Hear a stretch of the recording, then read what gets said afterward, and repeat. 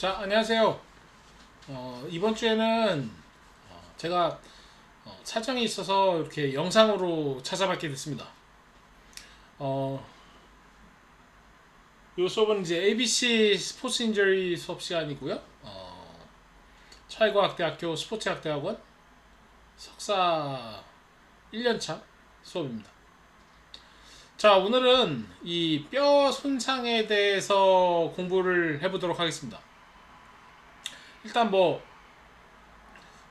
뼈 손상이라고 하면 우리가 이제 가장 쉽게 생각할 수 있는 것들이 이제 프랙처죠. 이제 프랙처 같은 경우도 이제 다른 것들 종류들이 상당히 많아요.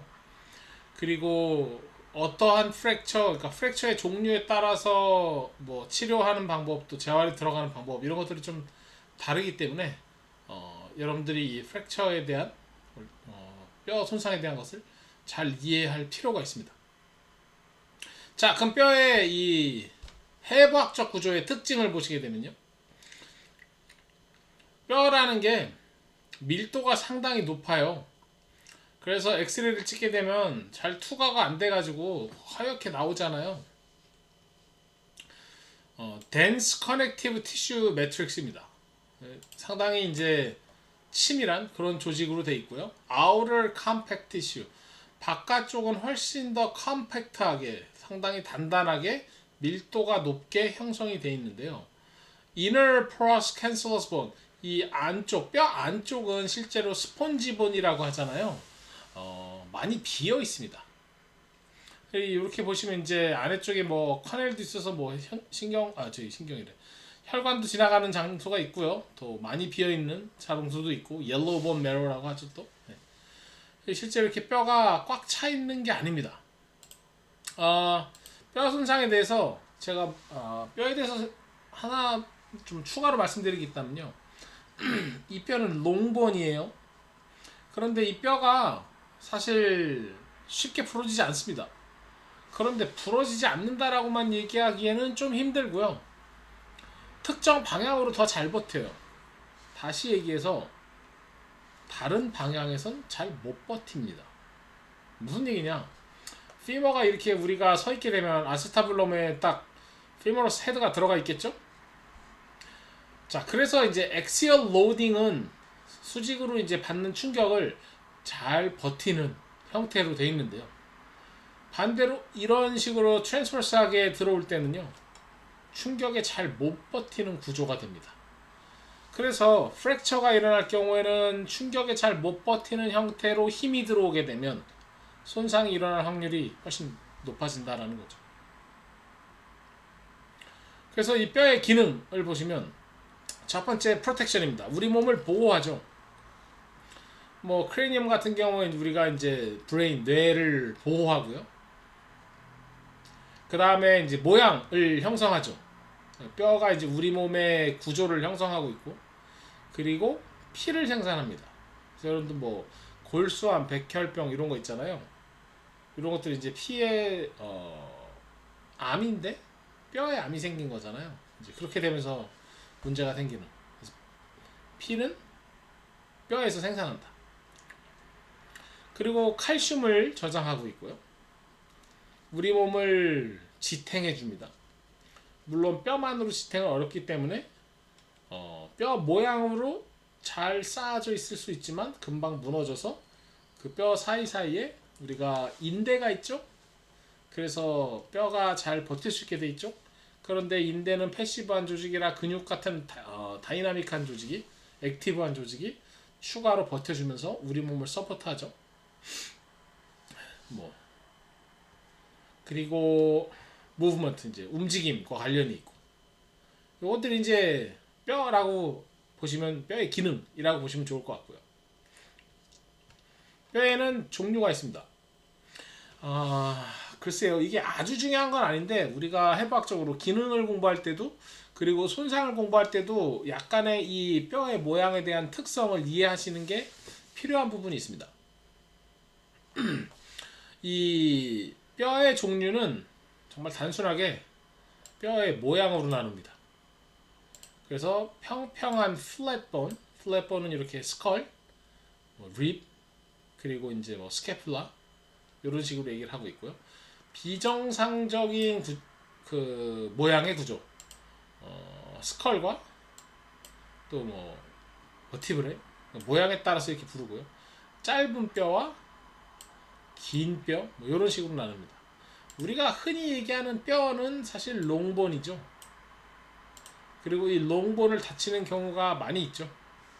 말씀드렸듯이 특정 방향에서는 충격을 잘 흡수하지만 다른 방향에서는 생각보다 그닥 충격을 잘 못 버텨주는 이런 거를 볼 수 있게 됩니다. 그게 이제 뼈의 타입이라고 보시면 좋을 것 같고요.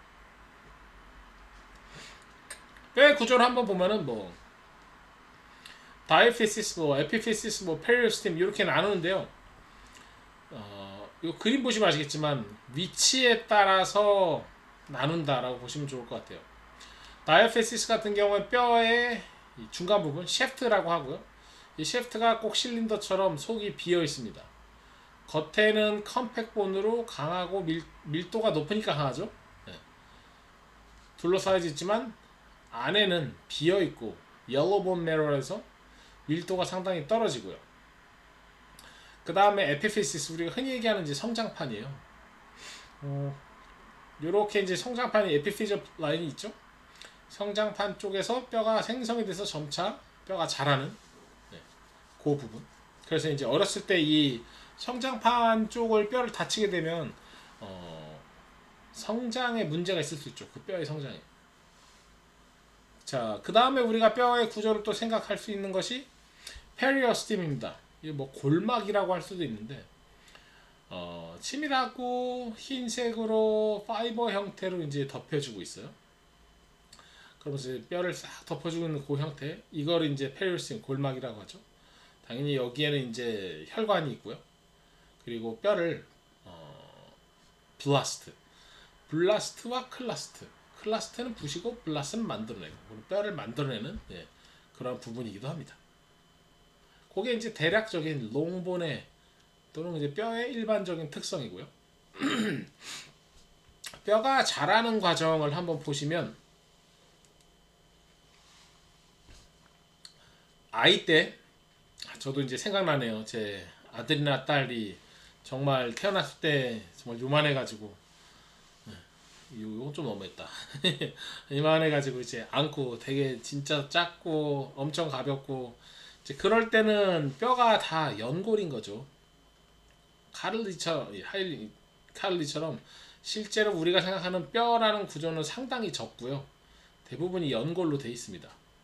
그러면서 점차 뼈가 성장을 하면서 속이 비어지고 블러드 베슬이 점점 더 많이 들어가게 되고, 그러면서 뼈의 형태로 점점 자라면서 성인의 형태의 뼈로 자라게 됩니다.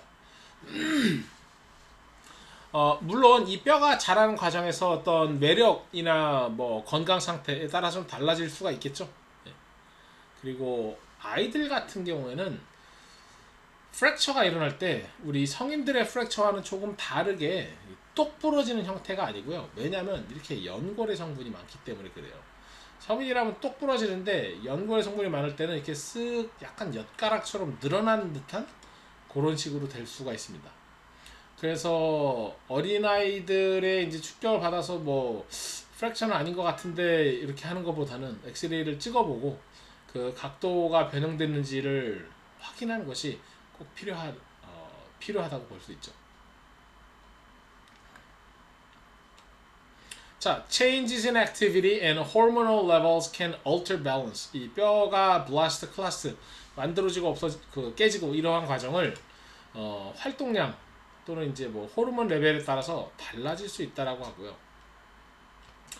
Bone loss begins to exceed external bone growth over time. 이제 뭐 외부 쪽에서 충격이 자꾸 가해지면서 우리 뼈가 이제 생성되는 거를 다르게 만들 수 있고, as thickness decreases, 이 뼈의 두께가 줄어들수록 bones are less resistant to forces. 당연히 뼈의 두께가 얇아질수록 외부의 저항을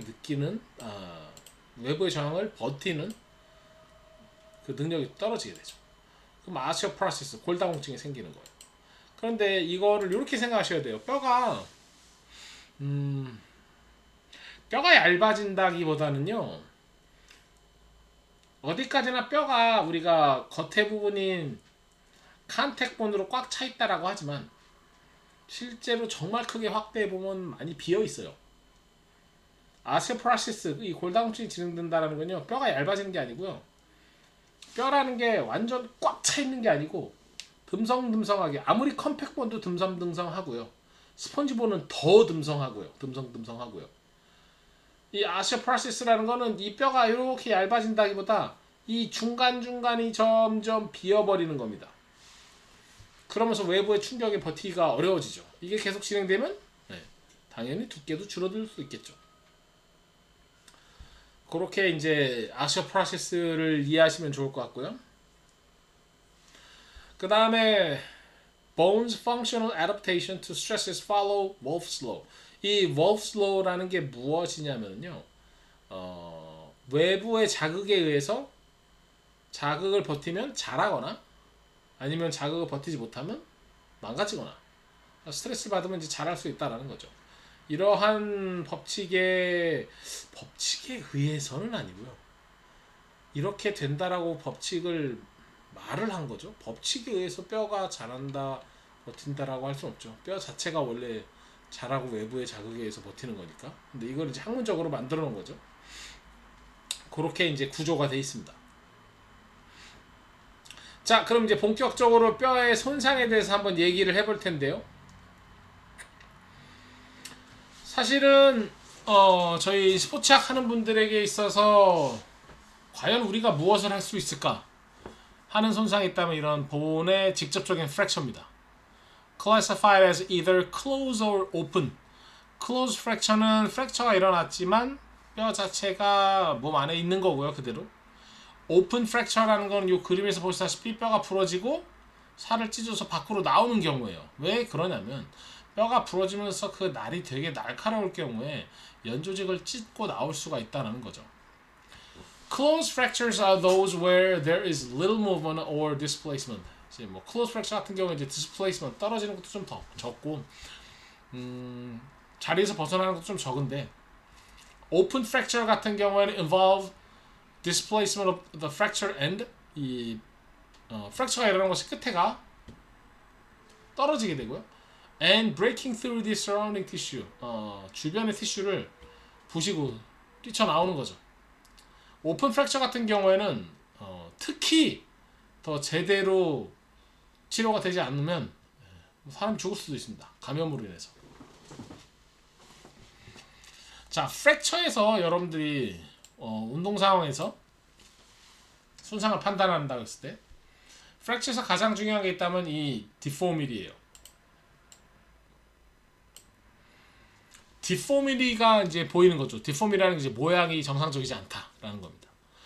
자, 여러분들이 만약에 현장에서 일을 하면서 이 프랙처를, 특정 관절이나 신체 부위 중에 프랙처를 안 보셨다면 프랙처가 나 있는 상태를 보면서 이게 뭐지? 왜 관절이 저렇게 생겼지? 라고 생각할 수 있어요. 프랙처다 라고 바로 판단하는 게 아니라.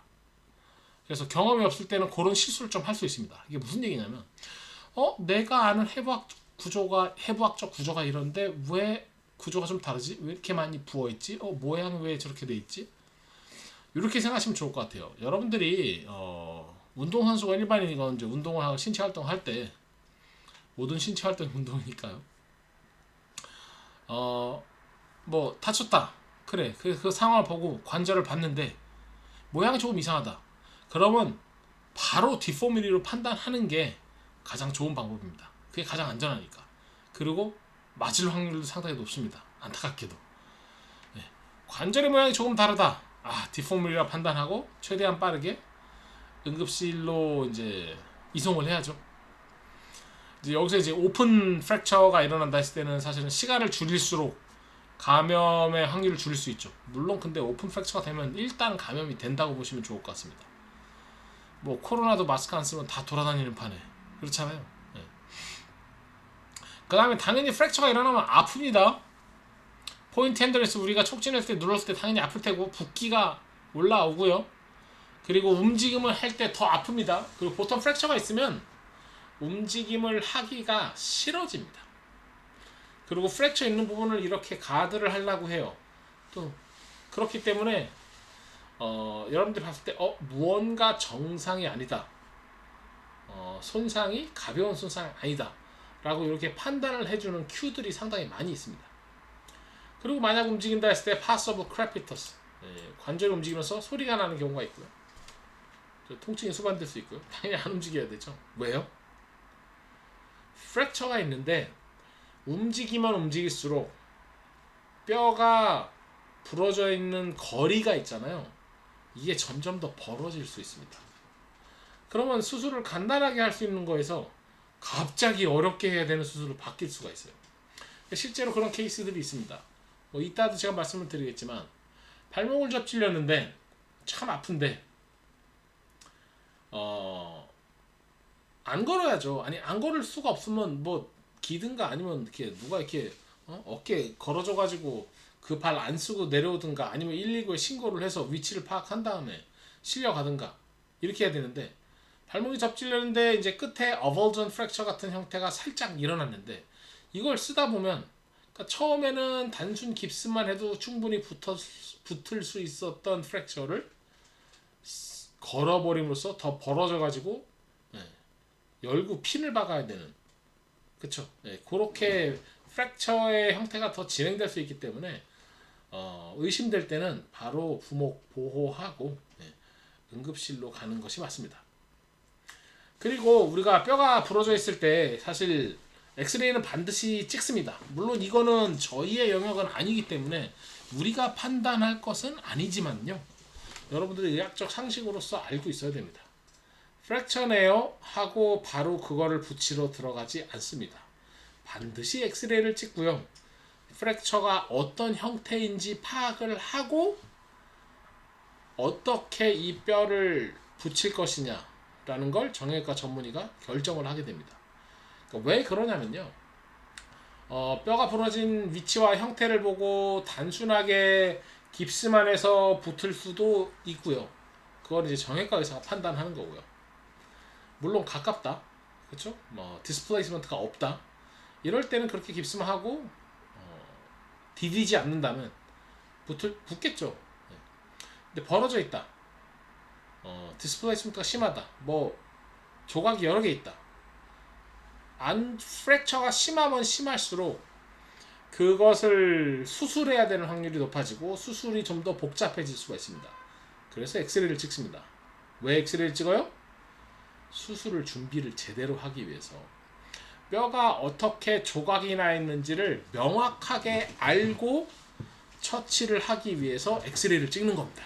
그래서 엑스레이를 찍고 나서 판단을 해야 돼요. 어떻게 이 뼈를 고정시킬 것인가. 우리가 하는 건 아니지만 그렇기 때문에 엑스레이를 찍어야 된다라는 거 꼭 판단하고 계셔야 됩니다. 자, 그러면 이 뼈를 다치는 mechanism of injury, 어디선가 MOI를 본다면 mechanism of injury라고 생각하시면 되고요. 어떻게 이게 일어나느냐? Fracture may be direct or indirect.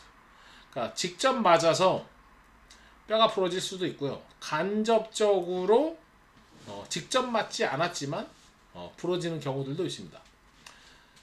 또는 갑작스럽게 근육이 forceful하게 컨트랙션 하는 경우에도 뼈가 프랙처가 나는 경우들도 존재합니다.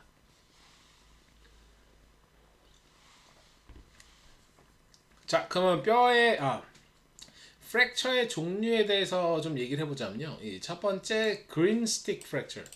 여기서 보시다시피 green stick fracture는요. 조금 키워볼게요, 제가. 손으로 하면 편한데. 오케이. 자, 뼈 자체가 직선이 아니라 분명 부러졌어. 그쵸? 근데 이렇게 똑 부러진 게 아니라 약간 엿가락처럼 각도가 슥 변하죠. 이래서 그린스틱 프랙처는 어린아이들한테 일어나는 손상이다. 어린아이들이 뼈가 뚝 부러지는 게 아니라 이렇게 살짝 휠 수 있다. 부러지면서. 왜요? 어린아이들의 뼈는 연골로 이루어져 있기 때문에. 점차 성장하면서 이 연골이 줄어들고 성인의 뼈 형태로 더 안에는 비어 있지만 이런 방향에서 스트레스는 훨씬 더 잘 버티는, 다만 역치를 넘는 스트레스가 왔을 때는 부서지는, 그런 현상이 일어나죠. 또 뭐 커뮤니티, 예를 들어 이렇게 분쇄골절, 리니어 선 따라서 골절, 트랜스버스 똑 부러지는 거, 아블릭, 스파이럴, 임팩에 의해서 디프레스 돼서 여러 가지 형태의 뼈 손상이 일어납니다. 자, 여러분들이 이제 선수들의 어떤 엑스레이 기록 같은 거를 차트에 운동선수를 관리한다거나 내가 운동 지도하는 사람을 관리할 때 넣어두시는 거를 추천합니다. 물론 이렇게 얘기할 수 있어요. 이게 의학 정보이기 때문에 불법이 될 수 있다. 여러분들이 그 사람의 엑스레이를 무단으로 도용하면, 무단으로 차트에 넣으면 불법이 될 수 있죠. 그럼 어떻게 하면 합법적으로 하는 거예요? 엑스레이나 MRI 사진이 있으면 CD를 가지고 오시면 차트에 기록을 해두고 운동할 때 저희가 조심해서 운동을 성공적으로 할 수 있게 도와드리겠습니다. 이렇게 하면 되는 거야. 그럼 그분이 동의를 하고 엑스레이를 제공하면 파일에 넣어두세요. 왜 넣어야 될까요? 이러한 프랙처에 히스토리가 있었다라는 걸 파악하고 운동을 시킬 때 이거를 참고하고 주의를 할 필요가 있습니다. 다친 사람 함부로 운동을 시키면 안 된다. 이렇게 얘기하지만 그렇게 얘기하면 인생을 함부로 살면 안 되지. 뭐든지 함부로 하면 안 되죠. 모르는 거야. 누가 떡 줘가지고 맛있어, 떡 먹다가 목 막혀 죽을 수 있어, 그 자리에서. 그죠? 아니, 공부하다 갑자기 건물 무너서 다 죽을 수 있어. 야, 그런 식으로 하면 인생 어떻게 사냐. 무슨 얘기인지 알겠죠? 네, 당연히 위험해요. 다만 정확히 우리가 의학적 배경을 공부를 하고 운동시킨다면 그 위험 요소를 현저하게 줄일 수 있다는 거지. 자, 여기서 그린스틱 프랙처의 엑스레이를 보게 되면 뼈가 이렇게 똑 부러진 게 아니라 약간 엿가락처럼 이렇게 으스러지는 그런 느낌이 보이시죠? 그리고 이게 이제 또 왜 내가 어린아이다라고 판단할 수 있는 것 중에 하나가 이 뼈 모양들입니다. 여기도 보면 아직 카팔본이 제대로 형성이 안 됐죠? 그러니까 얘 어린아이구나. 그린스틱 프랙처. 넘어지면서 팔 이렇게 짚었나봐. 그쵸? 네. 또는 아이고야, 복합골절이네, 분쇄골절이네. 그쵸? 티비아 피뷸라가 부러졌는데 이게 조각이 났잖아요. 그죠? 그럼 이거 어떻게 붙여야 될까요?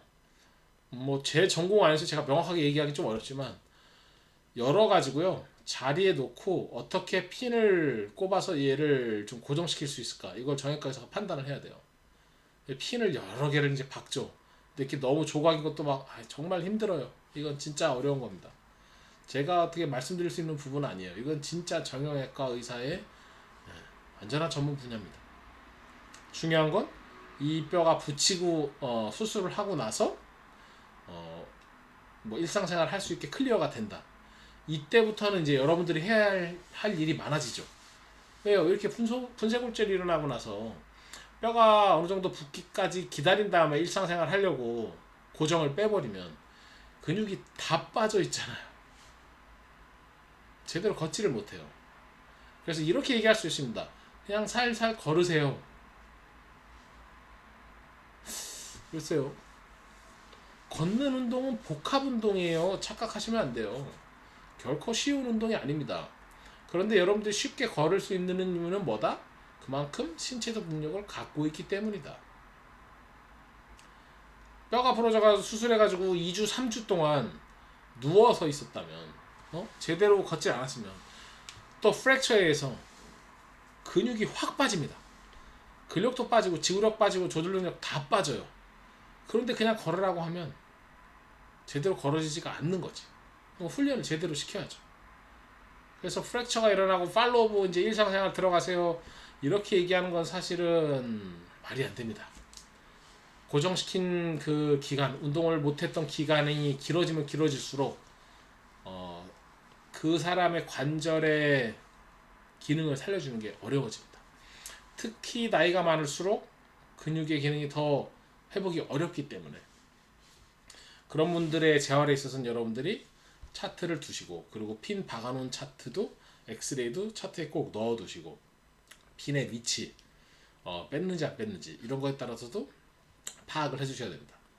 핀을 꼽아놓은 상태에서 운동을 해요. 왜? 핀을 꼽아놓고 나서 깁스 빼면 이제 릴리즈가 된 거기 때문에 운동을 할 수 있는 거잖아요. 자, 그래서 그럴 때 깁스를 풀었는데도 불구하고 재활 운동을 안 하는 케이스들이 많이 있습니다.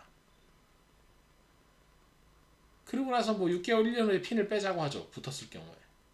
자, 그런데 뼈가 잘 안 붙습니다. 그래서 또 뭐 6개월 후에 빼자고 하고. 왜? 아직 안 붙었으면 빼버리면 또 부러질 수 있잖아. 왜 제 뼈가 안 붙을까요? 나이가 많아서? 회복이 느리니까?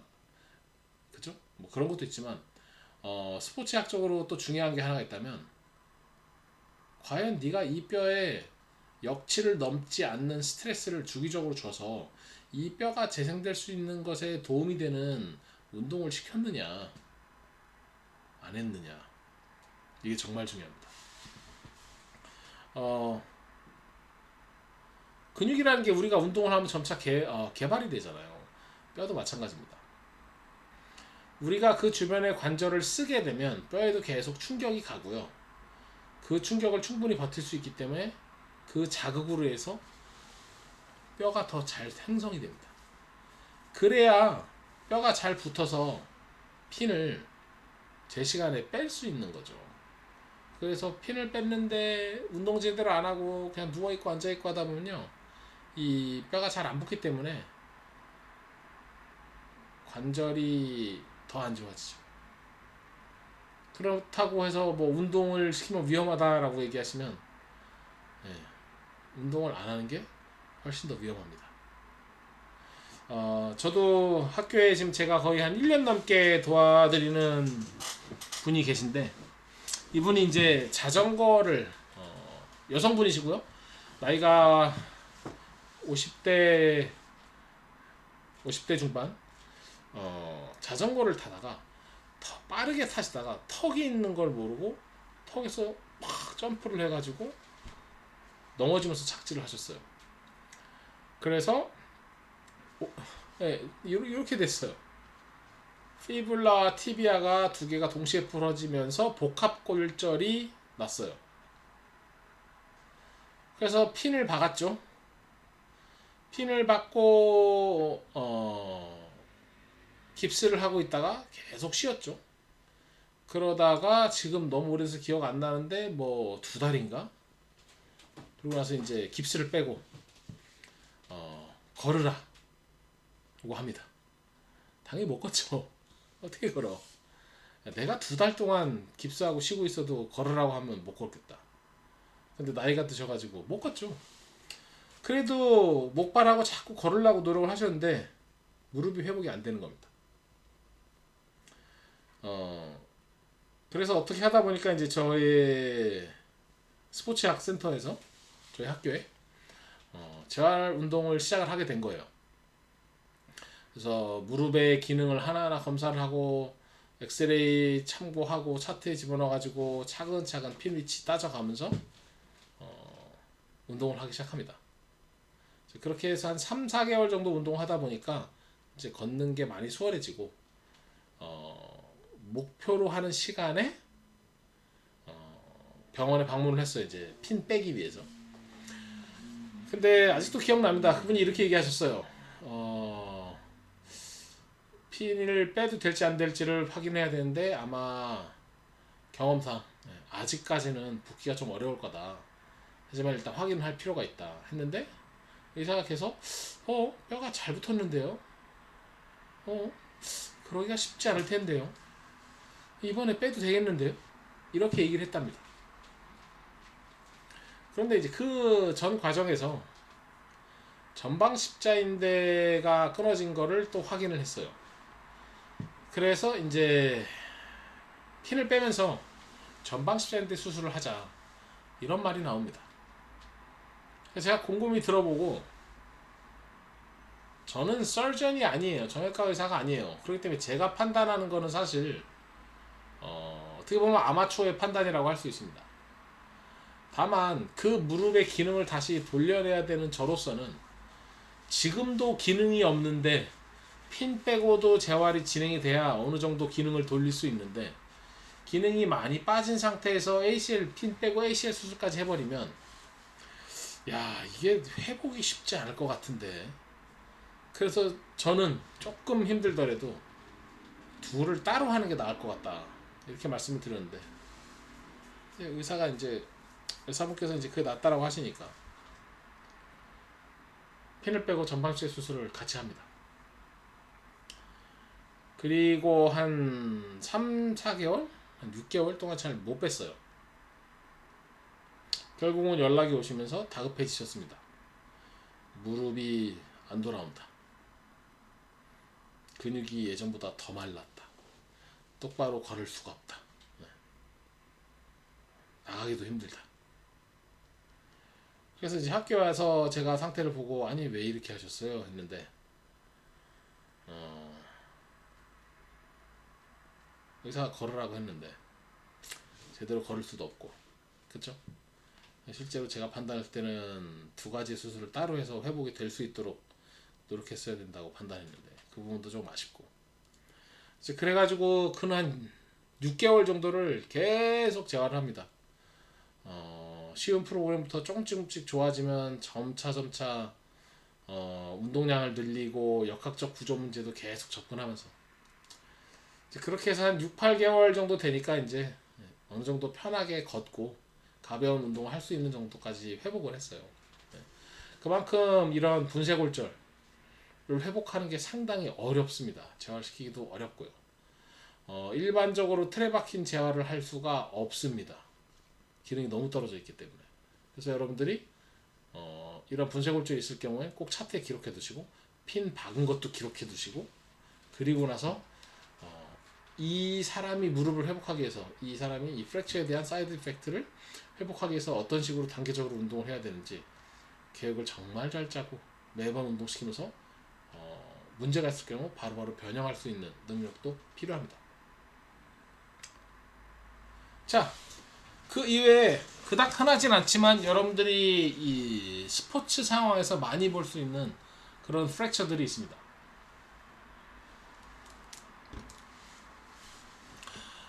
첫 번째 어벌전 프랙처인데요. 어벌전 프랙처는 이 뼈 조각이 당겨지면서, 인대나 힘줄이 당기면서 뼈 조각을 살짝 끄집고 나가는 거예요. 이게 어디서 이제 흔하게 일어나느냐, 이제 발목을 접질리면서 인대가 빠직하고 뼈 조각을 당기는 그런 경우들이 있고요. 발목을 접질리면서 이렇게 뼈의 약한 방향으로 인대가 부러지면서 뼈를 당겨가지고 부러질 수도 있고요. 또 이렇게 밑으로 맞으면서 좀 뭐 복싱 같은 것들 하면서 이렇게 될 수도 있고요. 이렇게 프랙처의 종류가 다양합니다. 실제로 어벌전 프랙처가 발목에서 아주 이렇게 피뷸라 끝에서도 사실 이게 제일 흔한데요. 이게 살짝 떨어졌을 경우에 사람들이 그냥 내가 발목을 접질린 것 같다, 이렇게 생각을 할 수가 있어요. 근데 그게 실제로 어벌전 프랙처면은 걷다 보면 벌어집니다. 그럼 수술이 더 어려워집니다. 어벌전 프랙처라는 건 인대나 힘줄이 있으면 뼈가 있고 들어가 있는데 콱! 갑자기 팍 당기면서 인대나 힘줄이 늘어나는 것보다 뼈가 탁 당기니까 뼈가 버티거나 뼈 중간이 탁 부러진 게 아니거나 인대가 끊어지는 게 아니고 뼈가 삐직하고 이렇게 나와버립니다. 확 당겨버리니까. 그죠? 이것이 이제 뼈와 인대에 딱 붙어있는 뼈와 원래 뼈 사이의 거리를 좀 벌려버리죠. 이게 이제 어벌전 프랙처예요. 그래서 발목을 접질렸을 때 어벌전 프랙처가 있을 수도 있기 때문에 접질렸다고 해서 무조건 이제 한의원에 가가지고 침을 맞는 거는 좀 피해 주시고, 일단 엑스레이를 한번 찍는 거를 저는 추천합니다. 거기서 없을 경우에 접근을 하는 게, 그 이후에 통증이나 붓기를 조절하기 위해서 한의원에 간다? 얼마든지 저도 좋다고 생각합니다. 다만 뼈가 어떻게 되는지 룰 아웃하는 거는 앵클 스프레인에 의해서 사실 발목을 치료하는 것보다 그게 더 중요해요. 왜? 명확하게 진단을 하고 치료를 해야 되고, 운동을 해야 되기 때문에. 이해되시죠? 그 부분을 여러분들 꼭 기억해 주시면 좋을 것 같습니다.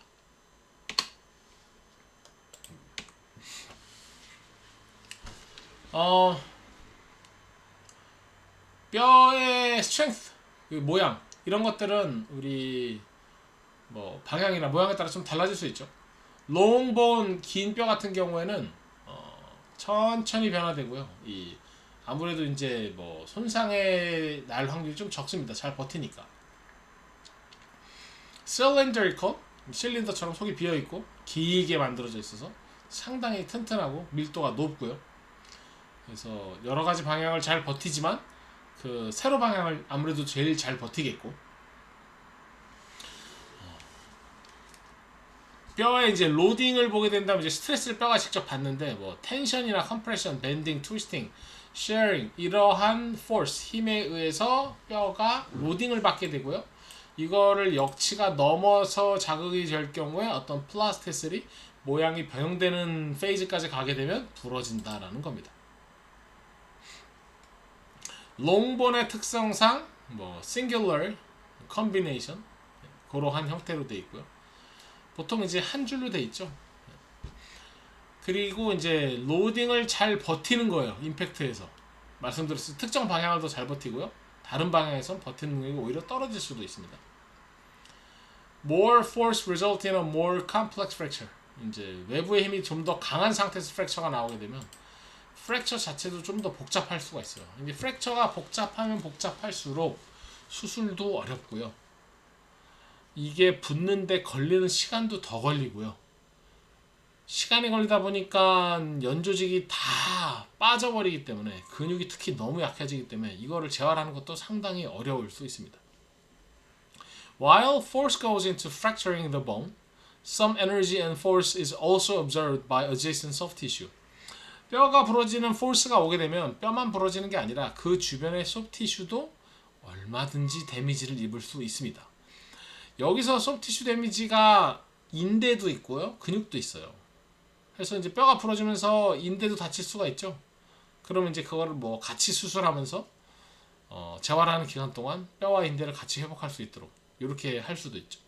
이건 어디까지 제가 말씀드렸듯이 정형외과 전문의가 상태를 보고 판단하는 겁니다.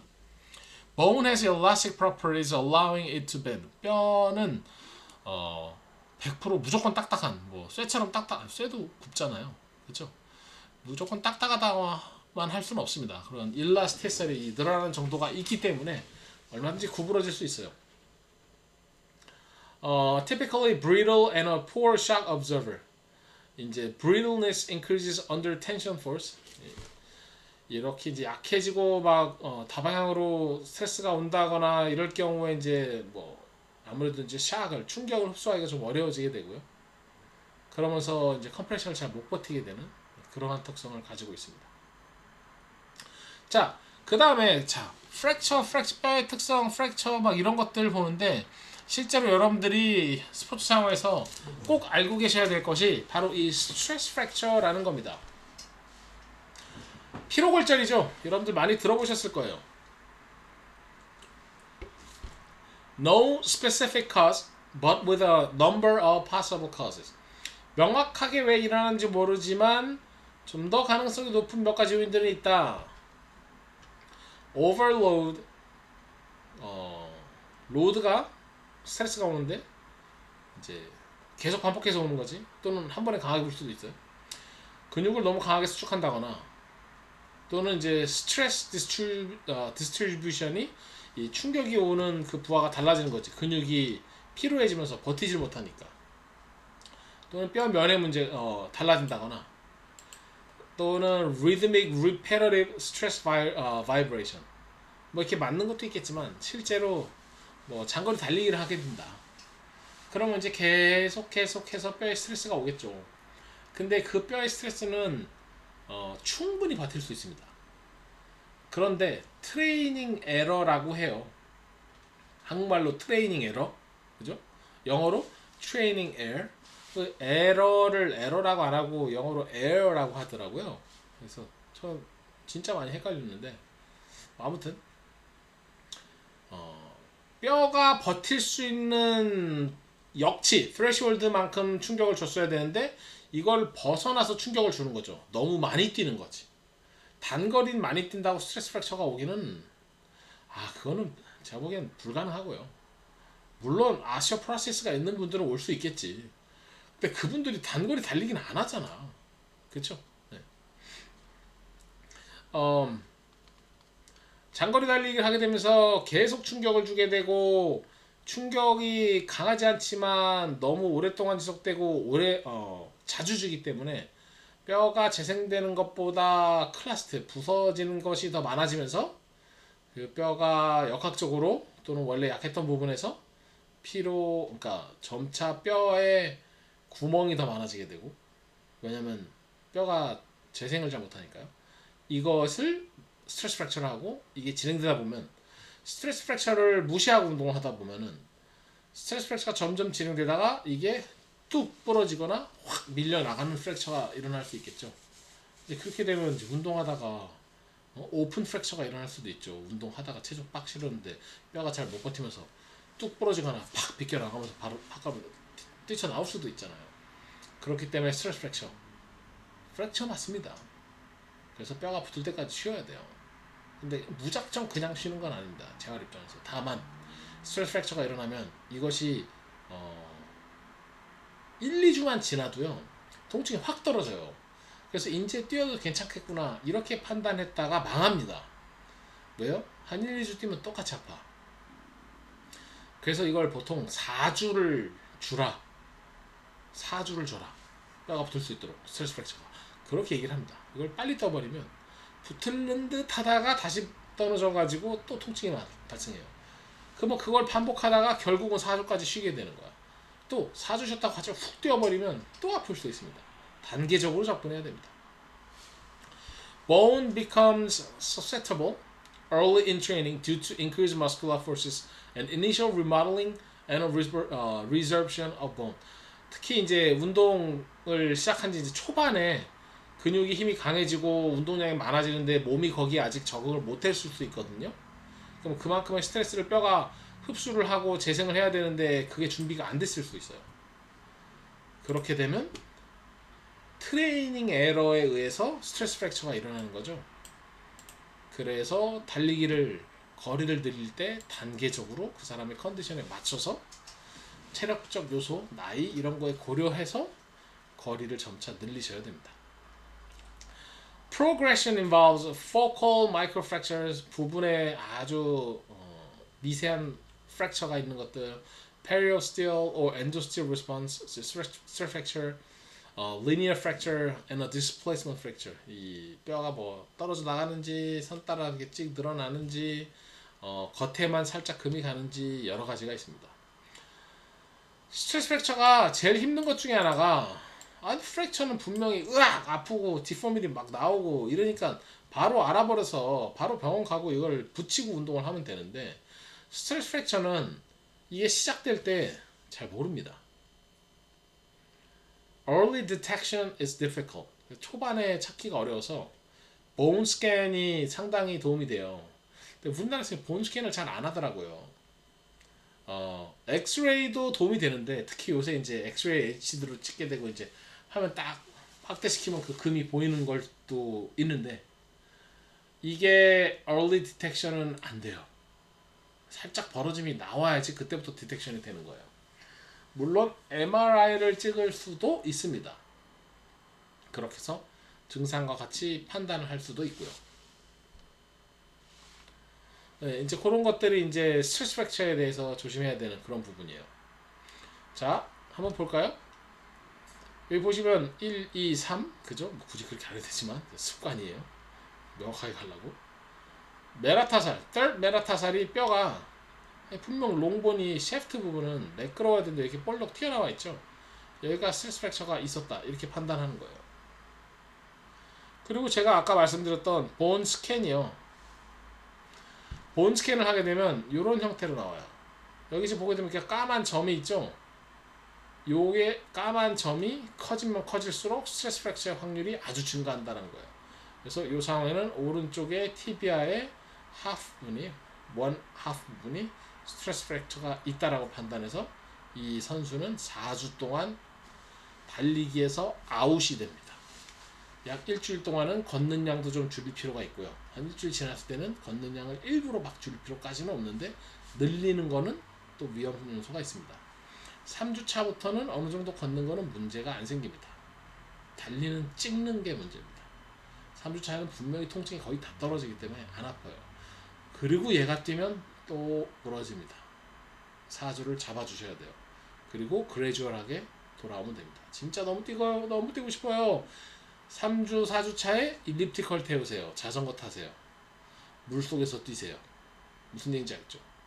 뛰는 것 같지만, 뛰는 것만큼 힘들지만 뼈에 오는 스트레스는 걷는 거 수준 정도밖에 안 되는 거야.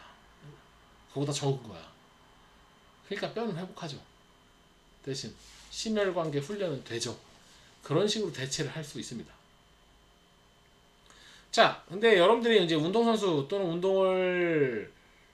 운동선수가 아니더라도 여러분들이 보는 환자 또는 회원 이런 분들 운동을 하는데 피로골절 나올 확률, 무엇이 피로골절이 나올 확률을 증가시키느냐, 이걸 여러분들이 알 필요가 있습니다. 첫 번째가 female입니다. 여성이고 장거리 달리기를 한다거나 또는 이 여성이 어떤 체중 조절 스포츠, 체급 스포츠 또는 체중이 적게 나올수록 유리한 스포츠, 이런 걸 하는 선수들은, 또 장거리 달리기 하는 스포츠, 피로골절이 올 확률이 너무 높아집니다. 그래서 마라톤, 장거리 달리기 선수들, 여자 선수들 항상 모니터링 할 필요가 있습니다. 그냥 얘기하세요. 여기 뼈 부분이 조금이라도 아프면 빨리 얘기해라. 감독님한테 얘기 안 할게. 나한테라도 조금이라도 아프면 빨리 얘기해라. 빨리 잡을수록 회복이 빠르거든. 늦게 잡을수록, 늦을수록 아웃이 너무 길어져요. 특히 피메일 애틀릿 중에 이제 장거리 달리기 하고 먹는 걸 조절해야 되는 사람들 중에서 에이메노리아, 이 생리가 멈추는 거, 디스메노리아가 아니라 에이메노리아, 멈춰버리는 거. 이렇게 되면 이 뼈 재생이 더 느려지기 때문에 피로골절 확률이 확 증가해 버립니다. 근데 사실 에이메노리아가 오는 사람은 여성 선수밖에 여성만이잖아요. 남자가 에이메노리아가 오지 않잖아요. 그래서 이게 겹친다라는 거야. 여성이 생리 주기가 불규칙하다, 장거리 달리기 하는 선수가, 이러면 모니터링을 잘 할 필요가 있어요. 영양도 보셔야 되고, 연습량, 거리 이런 거 보셔야 되고, 이 영양, 먹는 걸로 몸이 생성되잖아요. 정말 중요합니다. 열량보다는 영양. 그러니까 뭐 장거리 달리기 하는 선수들이 뭐 고기 살찐다고 안 먹는데, 그거 아니에요. 고기만 먹으면 살 안 쪄요. 고기 먹는다고 살찐다고 그러고 스트레스 받는다고 아이스크림 퍼먹으면 아이스크림에 칼슘 들어있어요. 그러면 안 되지. 다른 것도 많이 들어있어. 설탕 퍼 넣었단 말이야. 쇠고기를 드세요, 차라리. 무슨 얘기인지 알겠죠? 그래서 이제 그런 선수들에게서는 영양의 교육도 되게 중요합니다. 엉뚱한 생각을 할 수 있어요. 그리고 low bone mineral density, 이제 뭐 종합 검진하거나 이럴 때 이제 나오겠죠. 그런 거 확인하셔야 되고, 아무래도 이제 density가 줄어들수록, 밀도가 줄어들수록 더 문제가 생기겠죠. 다리 길이, leg length discrepancy, 다리 길이가 다른 것도 문제가 될 수 있어요. 왜냐면 스트라이크가 바뀌니까 땅땅땅땅 일정하게 스트라이크가 되는데 다리 길이가 달라니까 스트라이크가 달라지죠. 또 valgus knee, 이 X다리가 되게 되면은 이 정상적으로 무릎을 때릴 수가 없잖아요. X로 되면서 이 뼈 자체가 롱본으로 스트레스를 분산시켜야 되는데 각도가 틀어지면서 자꾸 스트레스가 비정상적으로 들어갈 수 있겠죠.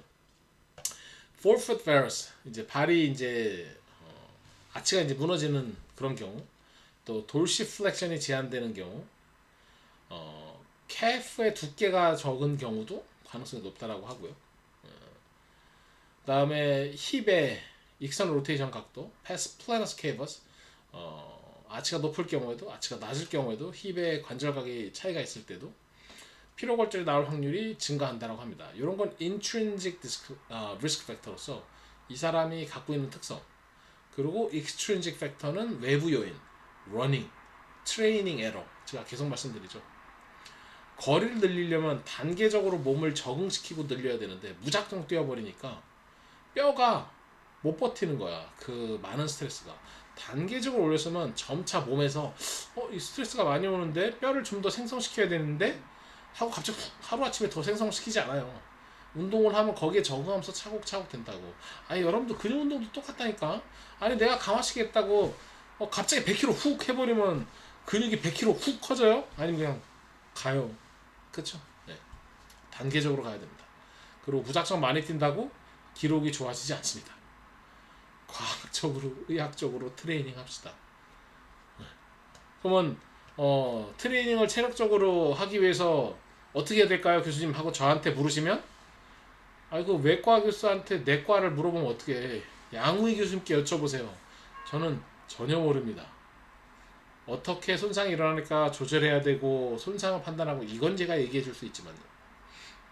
그 다음에 달리는 서피스가 뭐 부드러운 데서 딱딱한 데로 바뀐다거나 그리고 달리는 양 또는 달리는 강도가 확 달라진다.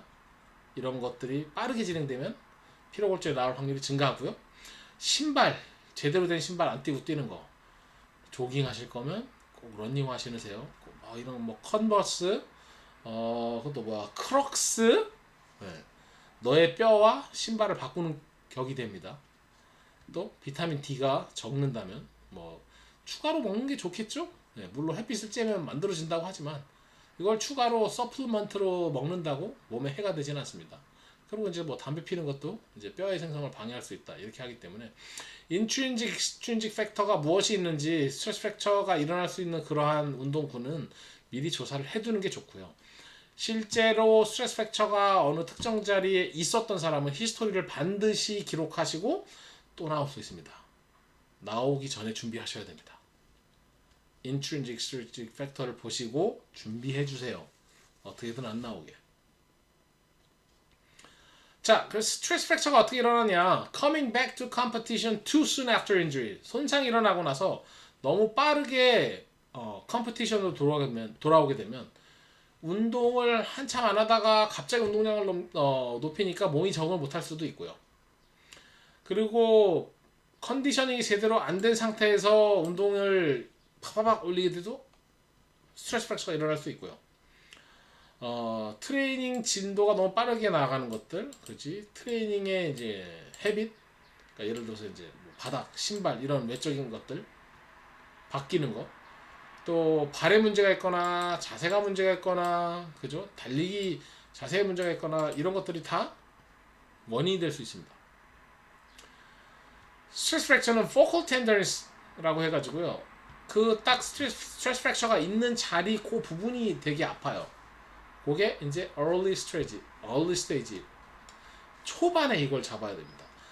이걸 초반에 잡으면요 2-3주 만에 차곡차곡 늘려도 버텨줄 수 있는데 이제 넘어가기 시작하면 4주로 들어가야 됩니다.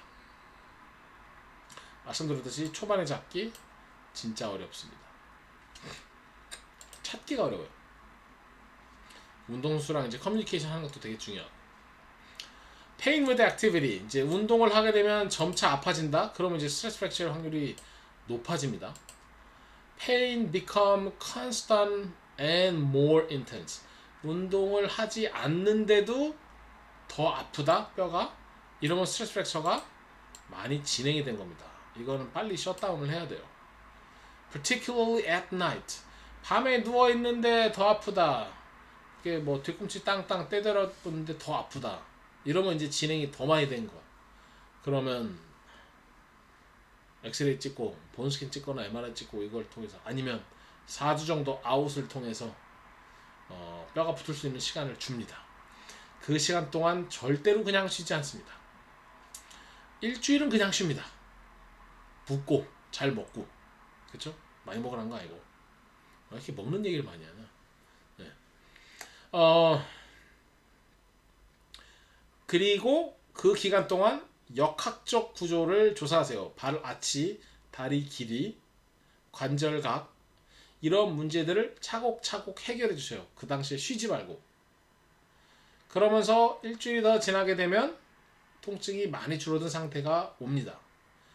그렇게 되면 이제 재활 운동 같은 거 위주로 조금 더 증가시켜 주시고 그 스트레스 프랙처가 있는 자리를 꿍꿍 찍는 거가 아닌 웨이트 베어링이 안 되는 뭐 코어 안정화 운동을 시작하시는 거는 문제가 전혀 없습니다.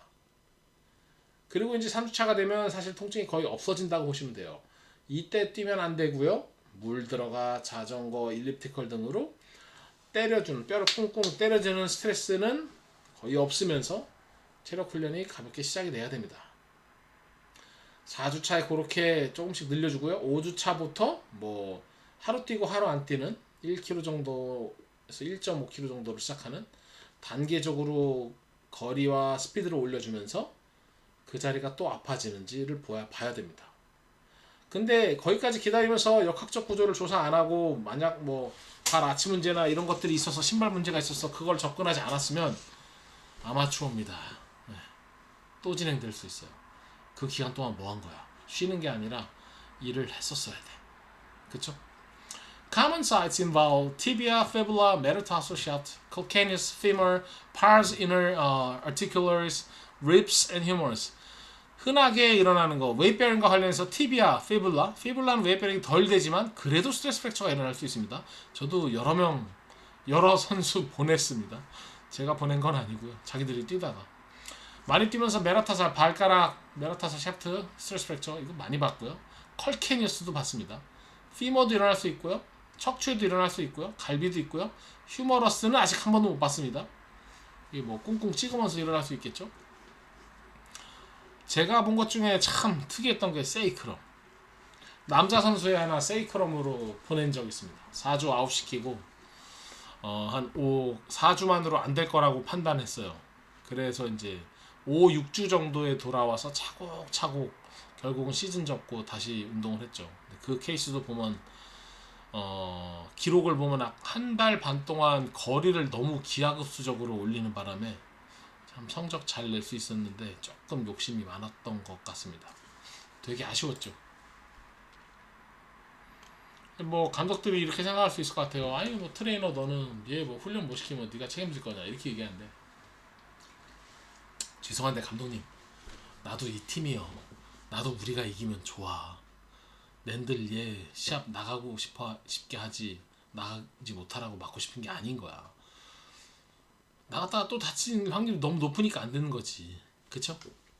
그걸 어떻게 판단하냐? 의학적으로 판단하는 겁니다. 자, 근데 여러분들이 아셔야 될 게 있어요. 티비아 스트레스 프랙처, 신 스플린트 이거를 구별하셔야 됩니다. 일반적으로 스트레스 프랙처가 우리가 티비아에도 올 수 있는데 티비아가 크죠. 메타타설도 올 수 있지만 그런데 신 스플린트라는 게 이 포스처 미디얼 쪽 그리고 엔테리어 티비아 스트레스를 해가지고 이렇게 티비아 라인 따라 들어가서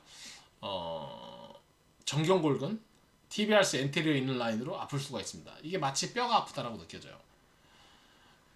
이 자리가 스트레스 프랙처가 올 수도 있고요. 아까 티비아 말씀드렸잖아요. 신 스플린트도 올 수 있습니다. 그럼 이 두 가지가 사실은 기전은 비슷하지만 데미지 입은 조직이 조금 다르거든요. 신 스플린트는 뼈에 데미지가 있을 수 있지만 실제로 조직 데미지가 있어요. 면 조직이. 그래서 이거를 구별할 필요가 있습니다. 스트레스 프랙처는 아까 말씀드렸듯이 focal tenderness 어떤 특정 점을 눌렀을 때 엄청 아픈데 그걸 벗어나면 덜 아파요.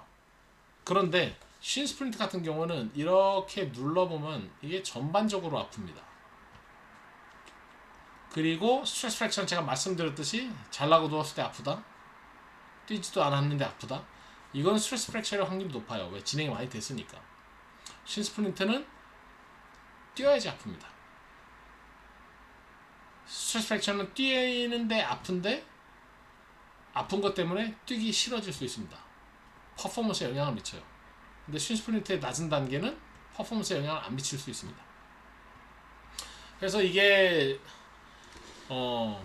되게 로컬라이즈된 페인이냐 좀 디퓨즈된 페인이냐에 따라서 스트레스 프랙처냐 신스플린트냐 판단하는 게 좋고요. 물론 두 가지 다 가질 수 있어요. 현실은 항상 그렇습니다. 그래서 명확하게 판단할 필요가 있습니다. 이거에 따라서 연습량, 재활, 아웃 시간, 연습에 아웃되는 시간 이것들이 분명히 차이가 날 수 있기 때문에 무작정 스트레스 프랙처다 또는 무작정 신스플린트다 라고 판단하시는 건 매우 곤란합니다. 스포츠학에 있어서 모든 의학에 있어서 위험한 것보단 안전한 게 훨씬 중요합니다. 다만 스포츠 메디신에 있어서 운동선수가 퍼포먼스를 내고 성적을 내는 것은 안전한 것만큼 중요합니다. 운동선수 입장에 있어서 무슨 얘기인지 알겠죠? 그래서 명확하게 판단하고 이 두 가지 손상에 대해서 비교할 줄 알고 그리고 이거에 대해서 재활을 들어가서 손상을 완화시키고 퍼포먼스를 낼 줄 아는 이 부분이 스포츠 메디슨에 있어서 중요하다고 판단합니다. 신스플린트는 facial traction theory라 해가지고요. 이 탐디 캐리 있죠? 발목을 인버전 해주고 여기 있잖아요. 발가락을 플렉션 해주는 근육들이 여기 지나가는데 이것들이 어디전으로 인해서 통증이 발생하는 경우들이 많습니다. 그리고 발 아치 형태라든가 이것들이 같이 문제가 되기 때문에 그런 것들을 같이 해결해 주면서 운동 끝나면 아이스 해주되 모니터링을 하셔서 스트레스 프랙처가 증상이 나타나는지를 꼭 파악을 해주셔야 됩니다.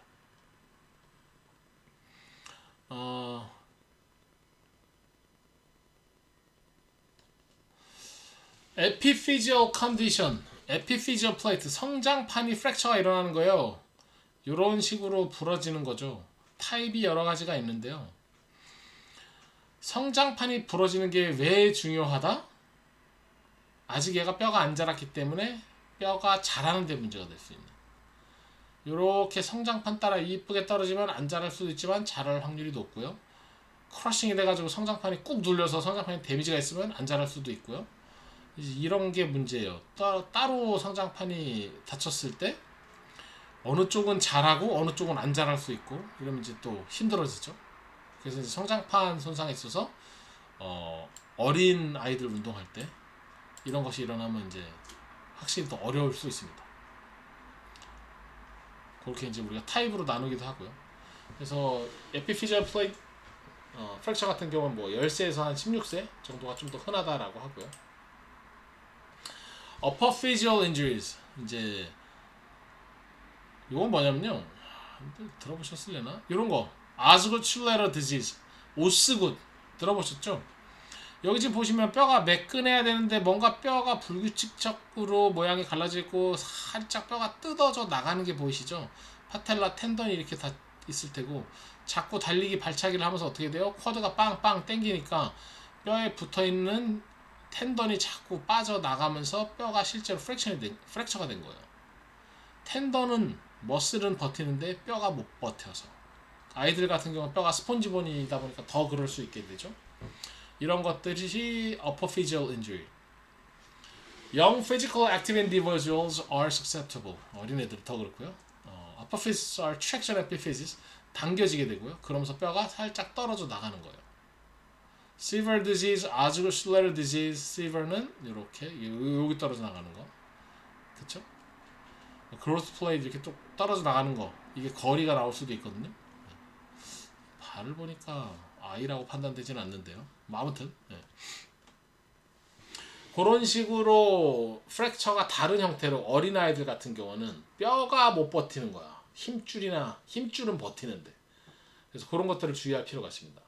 그래서 현장에서 오스굿이라고 하면 그냥 무조건 C라고 하지만요. 이것도 아닙니다. 이 무릎의 기전을 이해하시고 얘는 회복하면서 퍼포먼스를 최소한으로 떨어질 수 있는 방법으로 트레이닝 에러를 수정해주고 역학적 구조를 만들어주면서 재활을 통해서 회복도 하고 퍼포먼스도 최소한으로 떨어뜨리는 방법으로 접근해야 됩니다. 이거요, 쉬면 통증 떨어져요. 그럼 좋아졌어요. 하지만 아니? 연습 못했잖아. 그리고 네가 돌아가서 운동하면요 똑같이 아플 확률이 너무 높습니다. 다시 해서 뭐예요? 쉰 게 의미가 없을 확률이 높아요. 역학적 구조, QH 레이시오 등 참 이 무릎의 파텔라 글라이딩과 관련된 손상에는 여러분들이 재활로 접근해야 될 것들이 많이 있습니다. 발의 아치부터 해서요. 이것들을 같이 접근하는 게 맞습니다. 자, 그 다음에 오늘의 마지막 osteochondrosis OCD라고 해요. 그림 먼저 볼게요. 여기 뭔가 뼈의 사진이 색깔이 다르죠? 여기는 그 모양이 떨어져 나갔죠? 네. 이렇게 뼈가 급성 또는 만성으로 이렇게 딱 붙었으면 MRI 보니까 이 뼈가 색깔이 같아야 되는데 여기 뼈가 이렇게 먹었습니까? OCD예요. 충격에서 이게 달아버린 거예요. Also known as osteochondritis dissecans 이라고 하고요. 왜 일어나는지 명확하게 아직은 판단이 안 되고, 근데 충격에 의한 거죠. 충격에 의해서 뼈가 디제너레이티브 체인지가 온 거예요. 특히 이제 자라는 아이들한테 일어날 수도 있고요. 성인들한테서도 운동하면서 그 자리가 자꾸 찍혀가지고 OCD가 일어나는 경우들도 흔합니다. 뼈가 네크로시스, 괴사하는 거죠. 재생이 잘 안 되고요. 카를리지가 다치면서 컨다일이 쭉쭉쭉 망가지는 거지. 같은 거지만. 네. 카를리지가 조각이 나고 떨어지게 되고, 그러면서 관절이 조각 나게 되면 무릎이 아파서 잘 못 움직이게 되죠. With the apophysis, an avulsion fracture may be involved, including pain, swelling, and disability. 이렇게 아포피시스가 일어나게 되고 어떤 조직이 붙어 있는 게 떨어져 나가면서 손상이 더 증가하고 이렇게 될 수도 있습니다. OCD 같은 경우에 사실은 이제 뼈 쪽에 자꾸 컨스턴트 페인이 나온다라고 했을 때는 엑스레이 한번 찍어보는 게 좋아요. 근데 엑스레이에서 어떻게 색깔이 나올 수 있으면 사실 어느 정도 진행이 된 거고, 여기서 발견할 수 있었으면 운이 좋은 거고, 좀 지나면은 이 상황 좀 떨어진 상황에서 발견할 수도 있습니다. 예, 그게 OCD라는 거예요. 자, 오늘은 그럼 오늘은 우리 뼈 손상에 대해서 의학적 배경을 좀 공부를 해봤어요. 다양한 프랙처 뼈의 기능부터 해서 모양부터 해서 다양한 뼈의 손상들, 프랙처의 형태들, 그러면서 운동에서 오버 트레이닝으로 트레이닝 에러로 많이 나올 수 있는 스트레스 프랙처, 그 어디에 나오는지 인트린직, 익스트린직 팩터 보고, 그리고 신 스플린트와 스트레스 프랙처를 비교하는 것들, 에피피지얼, 어퍼피지얼, OCD 이런 것들을 봤습니다. 자, 여러분들이 현장에서 뼈 관련 손상이 있다. 이건 뼈는 진짜 제가 할 수 있는 게 없어요. 아니요, 그렇지 않습니다. 명확하게 무슨 손상인지 아시고요.